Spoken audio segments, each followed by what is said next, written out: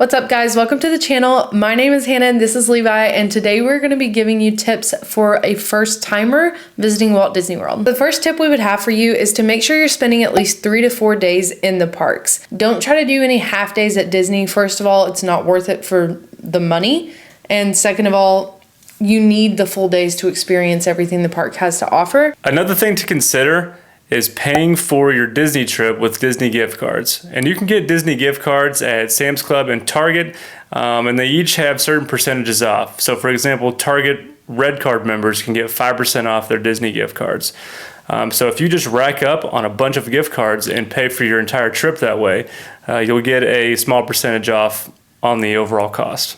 Yeah, it's a really good way to save money. You're not going to save a ton of money, but saving 5% on your Disney trip is well worth it. Yeah, it definitely adds up. The next thing that we're going to talk about is on-site versus off-site hotels. And honestly, we recommend that you stay on-site. It is going to be a little bit more expensive than staying somewhere off of a Disney property, but staying on-site is going to come with a ton of perks. Yeah, mainly being transportation. Driving to the parks and parking and trying to navigate yourself in is a big headache, and a big perk of staying on site is the various transportation options you have. So everywhere will have a bus. Some places have a Skyliner or a monorail, but really consider just staying on site so you make your way of getting to the park so much easier. Yeah, and especially if it's your first time going to Disney World, it's going to be so tough for you to navigate things when you're driving, and it's just going to be easier to park your car at a resort and stay.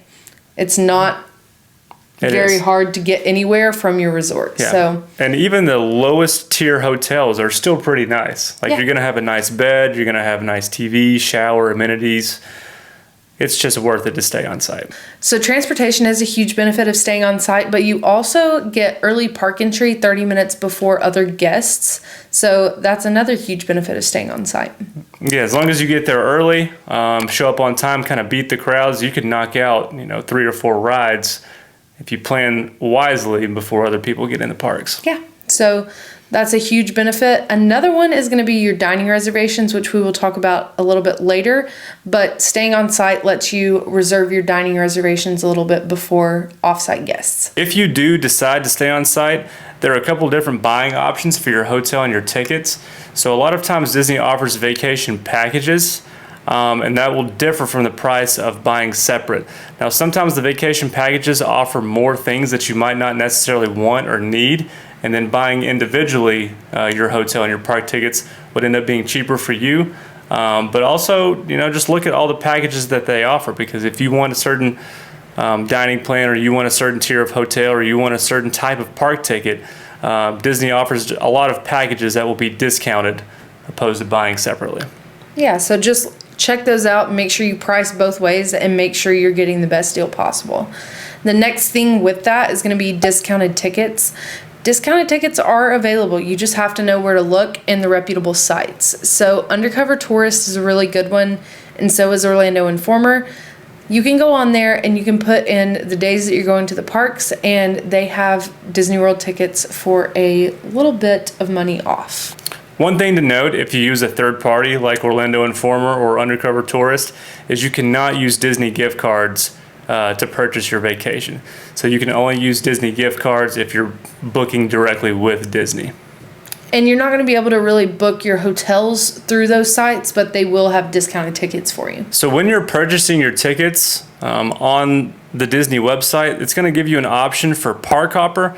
And what Park Hopper allows you to do is go from one park to another on the same day after 2 p.m. We always get Park Hopper just because if we start at a certain park in the morning, we typically like to go to another park at 2 or 3 p.m. And I think we always like to finish our night at Magic Kingdom no matter what. Yeah, so if we don't start at Magic Kingdom, we're definitely ending the night there for the most part.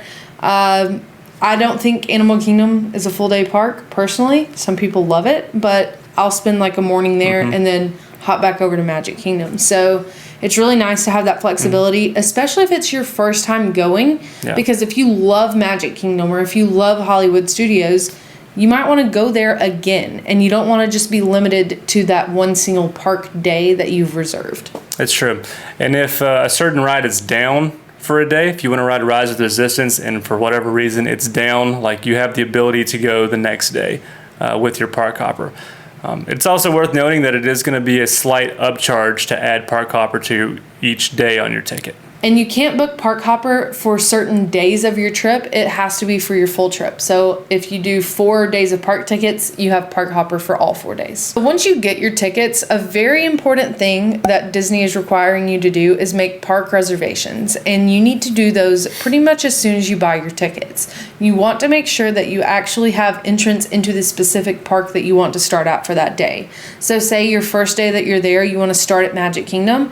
Well, you need to go in after you've purchased your tickets and also go reserve your entrance into Magic Kingdom. So what they're trying to do is limit capacity in each park, and those park reservations can sell out. So if we're going in a big group, like with our families, we had to make sure like we have reserved ours, but so have they, so that everybody gets to go into the same park, because it could be a disaster if you forget that. And that would really stink. And if you buy the Park Hopper add-on, you do not have to make a separate reservation for the second park you attend. So let's say you go to Magic Kingdom in the morning, you need that reservation. But if you want to go to Animal Kingdom after 2 p.m., you don't have to make a separate reservation for that. The next thing that we're going to talk about is dining reservations. And this is something that's pretty important to a lot of people that go to Disney. Dining reservations need to be reserved 60 days out. If you're staying on site, you can reserve 60 days out from your first trip day, which is another bonus of staying on site. But Disney dining reservations sell out pretty quickly. They do, especially for certain restaurants. And at times, like the day of, some spots will open up if you keep checking your app. But if you really want to eat at a certain place, like make sure you go ahead and book it as far out in advance as you can. As far as transportation goes in Disney World, Disney makes it pretty convenient to get around all the parks and hotels. So every hotel that you stay at will have a bus option that will take you anywhere you want to go within the Disney World campus. Some hotels will have what is called the Skyliner, which is like a gondola system that will take you to Hollywood Studios and Epcot. And some hotels have a monorail, which is Disney's train system. And the monorail can also connect you from Magic Kingdom to Epcot. And the Skyliner can also connect you from Hollywood Studios to Epcot. That's right. So you can essentially get to every park without getting on a bus other than Animal Kingdom. Other than Animal Kingdom. The next thing we're going to talk about is the Disney Magic Band. Magic Bands will be a small upcharge during your booking time. I think it's like $15 for the standard. But what a Magic Band can do for you is it could be your room key, it can be your park ticket, it can be your wallet. Everything within your Disney trip, it can all be uploaded into the Magic Band. And they just do that through the app. So when they send you the Magic Band in the mail, you don't have to do anything else. You just put it on, you go scan into your hotel room, you scan into the park, you pay for things as long as you have a card on file. And it's just a really convenient thing to wear on your wrist throughout your trip. So it's kind of a way that you don't have to be on your phone as much during your Disney World trip. It just kind of makes it easier to be in that Disney bubble and kind of forget everything else. Yeah, it's really nice to just go pay for things. Beep. Get into the park. Beep. Get into your hotel room. Beep. It is. And I think people do it on their Apple Watch a lot now because it kind of has the same capabilities. Yeah. But it's just kind of fun to have a Magic Band. It is fun. You can pick your own color and it comes in the mail and it makes you excited for your trip. They used to be free.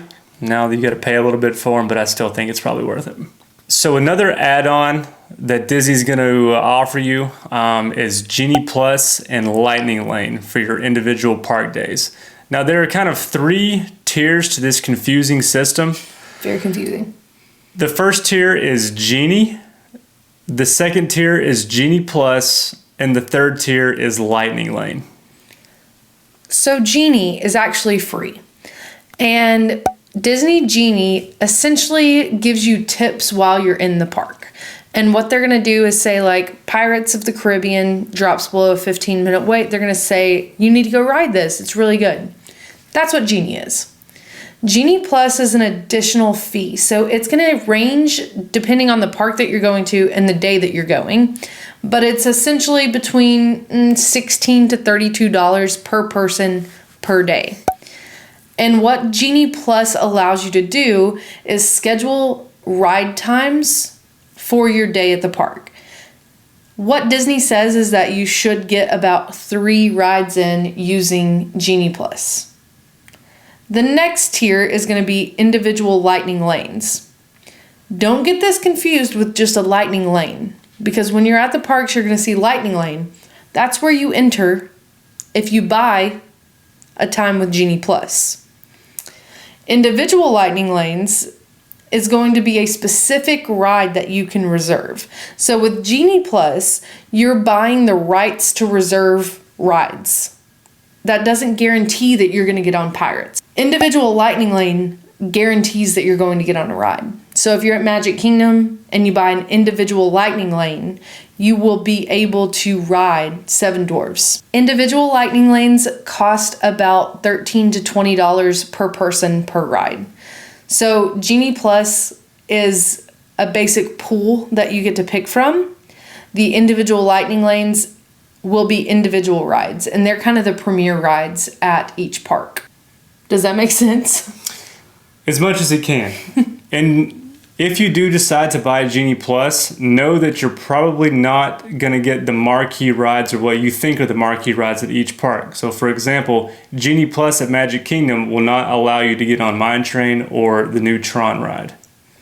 You're not going to get on Rise of the Resistance with Genie Plus. No. That's going to be an individual lightning lane. We'll link some information below for that from the Disney website that you can look at kind of in more detail.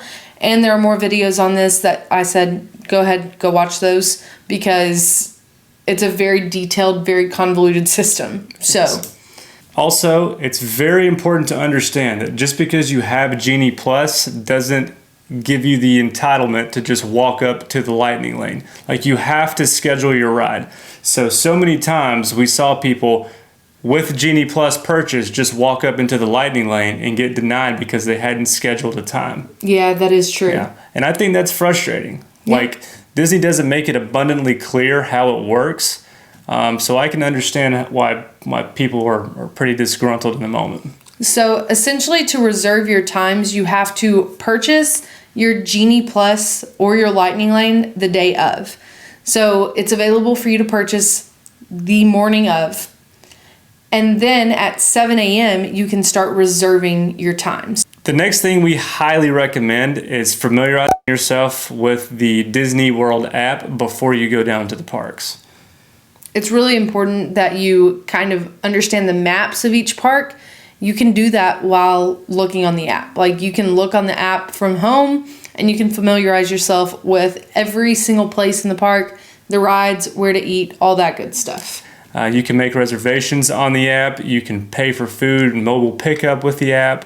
The app is really good, but I would recommend you practice working with it a little bit before your trip. That is all of our basic tips. We'll dive deeper into these in separate videos, but this is a basic overview of what you need to know if you are planning your very first Disney World vacation.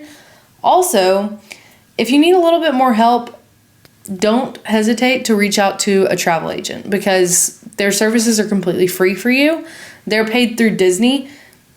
You don't have to pay them anything, and they'll help you plan your trip. If you guys have any more questions for us, we would love to answer them for you. Just put those down in the comments below.